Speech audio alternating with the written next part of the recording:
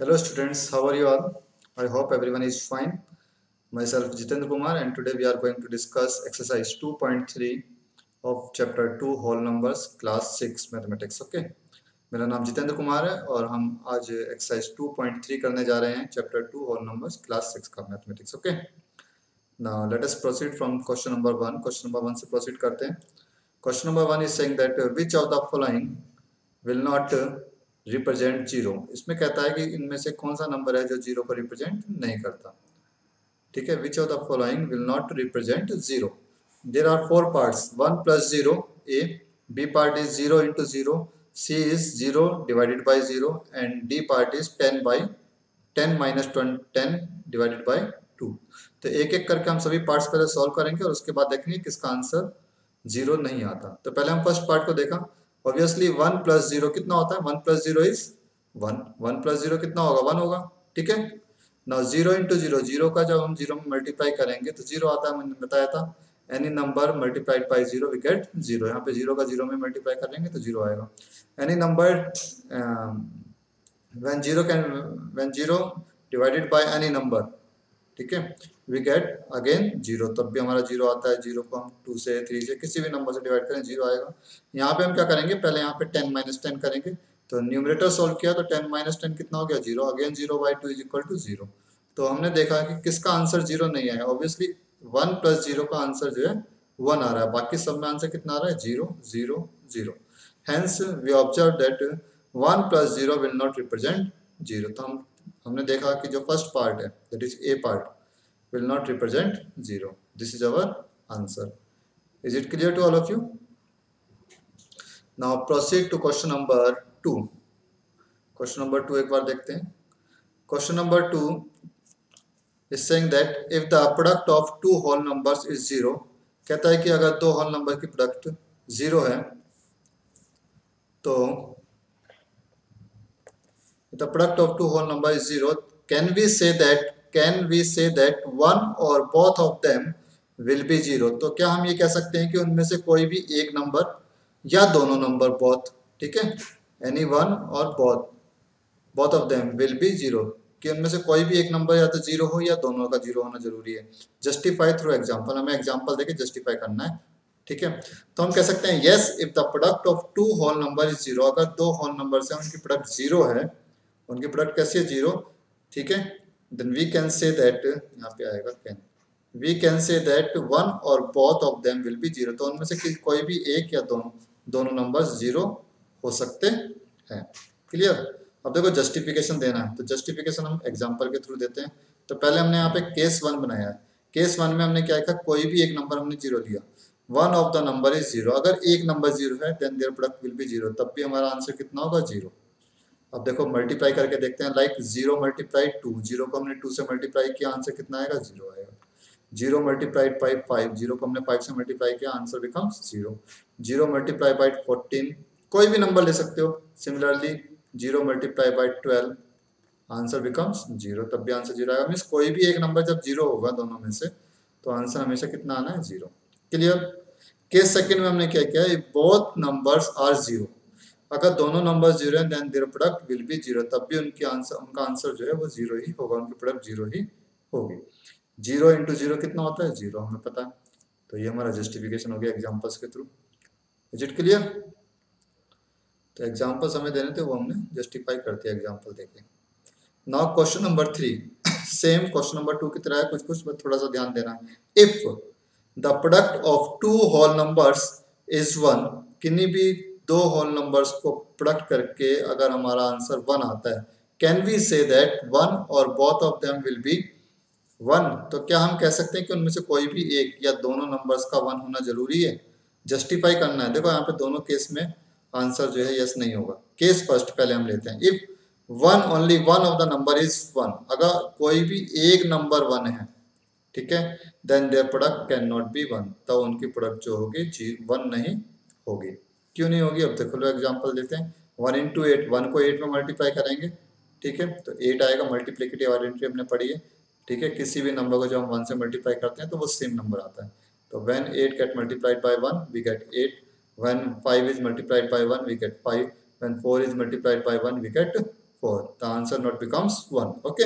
Similarly for case second, अगर हम case second लेते हैं, बोथ नंबर्स आर 1, अगर दोनों नंबर 1 है, both numbers are 1, then their product will be 1, तो उनकी प्रोडक्ट जो होगी 1 होगी. इस केस में आंसर ये सारा है. Example 1 into 1 is equal to 1. Clear? Clear है सबको? तो इस तरीके से हमें आंसर को जस्टिफाई करना है by giving some examples. Now proceed to question number 4. Question number 4 हमने ऑलरेडी किया हुआ है पहले भी. ठीक है, डिस्ट्रीब्यूटिव प्रॉपर्टी से हमें कुछ पार्ट्स को सोल्व करना है, प्रोडक्ट को सोल्व करना है. Find using distributive property 728 into 101. देखो ए पार्ट है 728 into 101. अब इन दोनों नंबर्स में से हमें ऐसा नंबर सेलेक्ट करना है जो नियर अबाउट 100 या 10 के मल्टीपल्स के आसपास हो. ठीक है, कोई भी एक ऐसा नंबर में सिलेक्ट करना है. तो 101 को अगर हम देखें तो ये 101 को हम 100 plus 1 में ब्रेक कर सकते हैं इजीली. तो हम इसी नंबर को हम ब्रेक करते हैं यहाँ पे.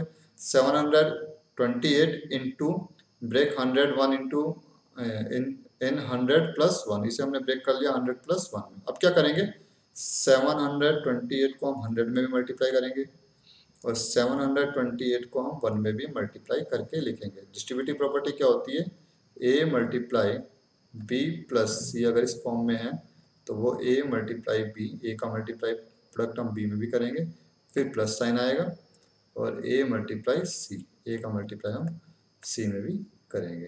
ठीक है, इस तरीके से. तो ये डिस्ट्रीब्यूटिव प्रॉपर्टी होती है, तो हमने उसको यूज किया यहाँ पे. 728 इंटू 100, क्लियर, प्लस ये साइन यहाँ पे आ जाएगा, plus 728 into 1. When 728 get multiplied by 100, we get 72,800, and 728 when multiplied by 1, we get 728. इसको मल्टीप्लाई करके हमने यहाँ लिख दिया ये ना, और इसको मल्टीप्लाई करके ये आया हमारे पास. क्लियर? ठीक है. अब हमें क्या करना है, इन दोनों को ऐड करना है सिंपली. देखो लास्ट 2 डिजिट हमारे 0 है यहाँ पे, लास्ट 2 डिजिट तो एज इट इज आ जाएंगे. 28 ये आ गया. अब बाकी 7 हमें प्लस करना है 728 में. तो 728 में जब 7 प्लस करोगे तो आया 735. This is your required answer. Clear है? ओरली सॉल्व हो गया. Now proceed to part number B. B part देखते हैं एक बार. B part is 5437 into 1001. Again 1001 is near about multiple of 10, ये भी 10 के मल्टीपल के आसपास में है. इसे हम लिख सकते हैं 1000 plus 1. So we break 1001 into 1000 plus 1. Now again हम इस नंबर को मल्टीप्लाई करेंगे by this number, and again this number multiplied by 1 using distributive property. तो इसको इससे हमने मल्टीप्लाई किया तो ये आया हमारे पास 5437 into 1000, प्लस ये साइन यहाँ पे आ गया, plus 5437 5437 into 1. When these two numbers get multiplied, we get this number, and when these two numbers get multiplied, we get this number. ठीक है. Now while adding these numbers, last 3 digit is 0, तो last 3 digit हमारे as it is हो गए 437. इसमें इस number में सिर्फ 5 ऐड करना है, तो हमने इसमें जब 5 ऐड किया तो ये बना. तो दिस इज अवर आंसर. ये हमारा आंसर हो गया finally. Is it clear to all of you? Now proceed to part number C. Part number C देखते हैं एक बार.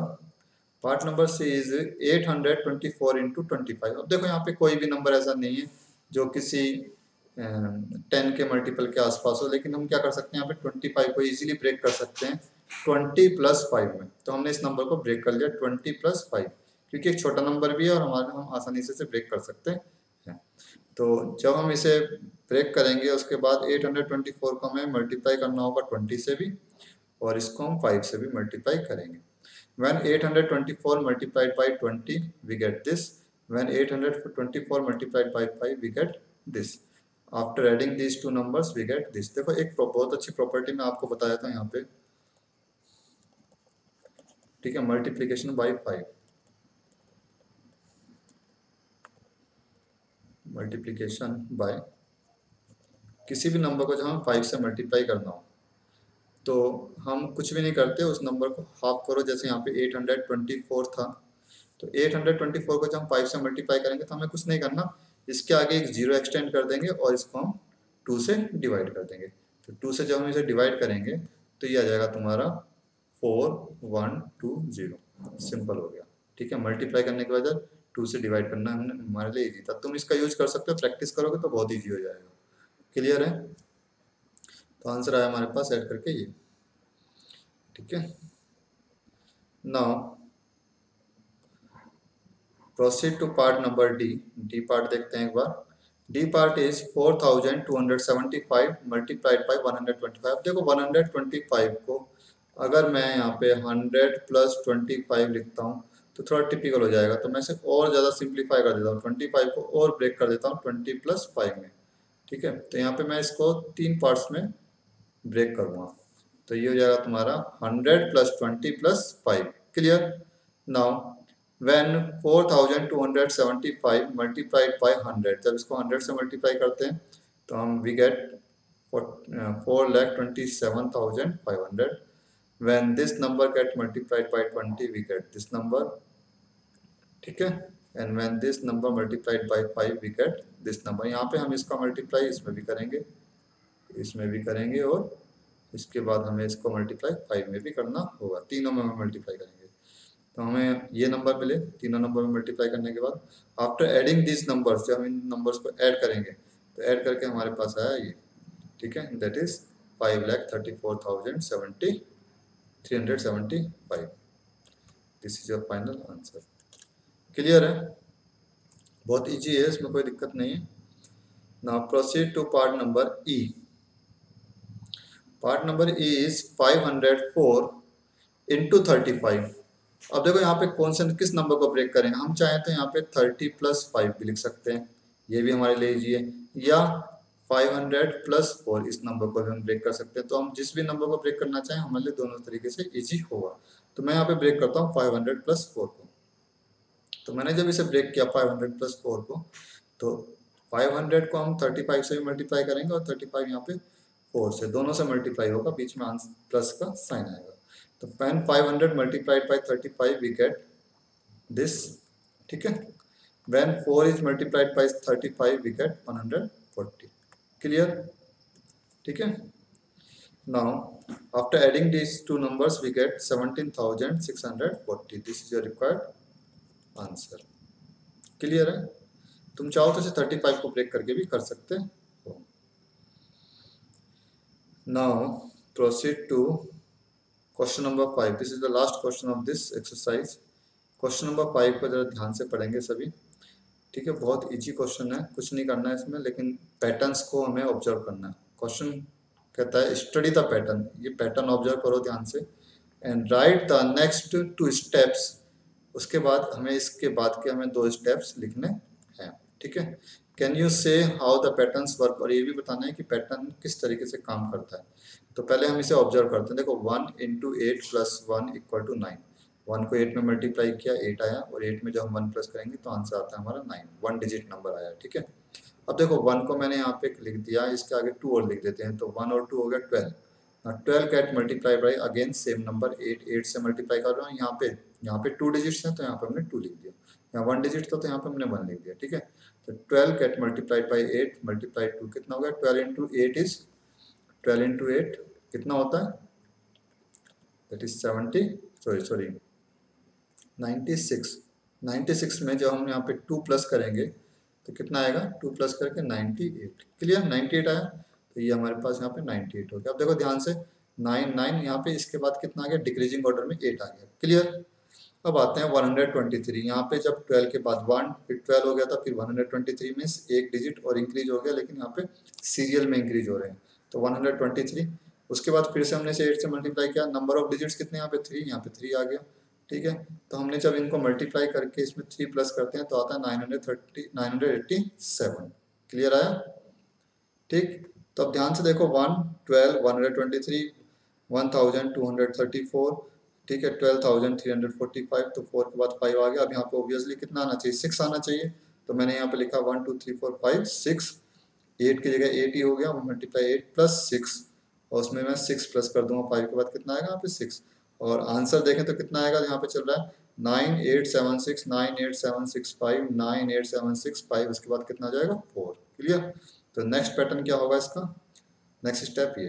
ठीक है, तो सिमिलरली इसके बाद जो नेक्स्ट स्टेप होगा उसमें यहाँ पे 1 डिजिट इंक्रीज हो जाएगा जो कि 7 होगा, और यहाँ पे 6 की जगह 7 हो जाएगा, और इसमें भी 1 डिजिट इंक्रीज होके यहाँ कितना आ जाएगा 4 के बाद डिक्रीजिंग ऑर्डर में 3। क्लियर, पैटर्न समझ में आया। तो next 2 steps of this pattern और दिस एंड दिस, ये 2 पैटर्न्स, ये 2 स्टेप जो है इस पैटर्न में आगे आएंगे। अब कहता है कि पैटर्न वर्क कैसे करता है। तो अभी हमने जो इसे ऑब्जर्व किया है पैटर्न इसी तरीके से काम करता है, वो मैंने यहाँ पे देखो अलग से लिख कर दिखाया था। Pattern looks like works like this. तो पैटर्न जो है इस तरीके से काम करेगा।